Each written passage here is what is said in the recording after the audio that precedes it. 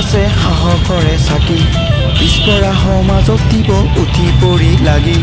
কংগ্ৰেছৰ পতাকা লৈ আগুৱাব এইবাৰ দুৰ্বল জনতাৰ খুলিব আশাৰে দুৱাৰ গাঁও চহৰে একাকাৰ মঙলদৈৰ বুকুত এতিয়া মাথো সপোন